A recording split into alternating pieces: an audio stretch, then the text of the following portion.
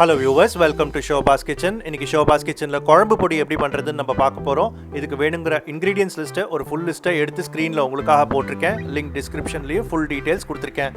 வாங்க இந்த ரெசிபியை எப்படி பண்றதுன்னு போய் தெரிஞ்சுக்கலாம். தனியா 150 கிராம். இது கொஞ்சம் லேசா வறுக்கணும். இது கொஞ்சம் சூடானா போதும். இது கொஞ்சம் வறுத்துட்டேன். இது நல்லா சூடு பொறுக்க இருக்கு போடுவது எடுத்துடுறேன் அடுப்புல இருந்து பிளேட்டுக்கு ட்ரான்ஸ்ஃபர் பண்றேன். பிளேட்டுக்கு ட்ரான்ஸ்ஃபர் பண்ணியாச்சு. 4 டேபிள் ஸ்பூன் துவரம் பருப்பு இதுவும் லேசா வறுத்துக்கணும்.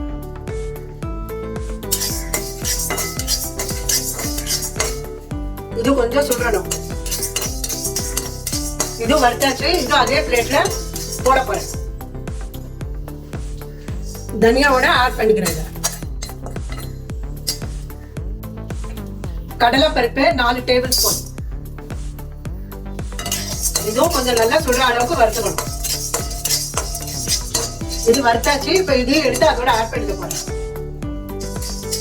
இந்த கடலை பருப்பு இதோட ஆட் பண்ணிக்கிறேன். உளுத்தம் பருப்பு 4 டேபிள் ஸ்பூன் இதுவும் நல்லா வறுத்துக்கணும்.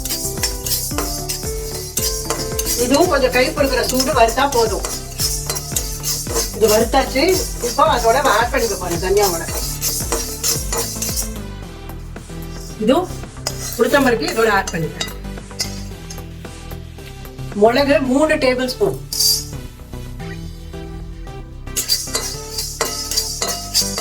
இது கொஞ்சம் நல்லா வறுத்துக்கணும். இது கொஞ்சம் வெடிக்க ஆரம்பிச்சு எடுத்துடணும். வெடிக்கிறதே எடுத்துடலாம். மிளகும் இதோட சேர்த்து ஆட் பண்ணிக்கிறேன்.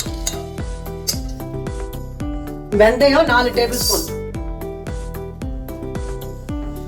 இதுவும் கொஞ்சம் செவக்க வறுத்துக்கணும்.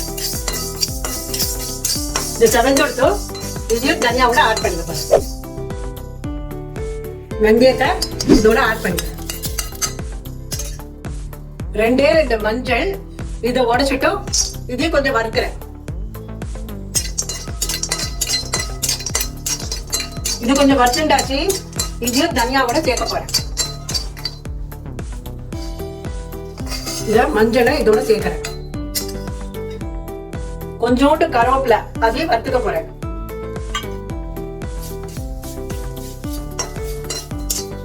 கருவேப்பிலையும் அதோட சேர்த்துக்கலாம். கருவேப்பிலையும் இதோட போட்டுக்கிறேன்.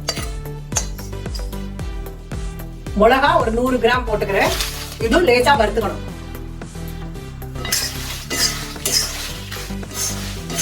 மிளகா கொஞ்சம் வறுபட்டு இப்ப இதை எடுத்துடலாம்.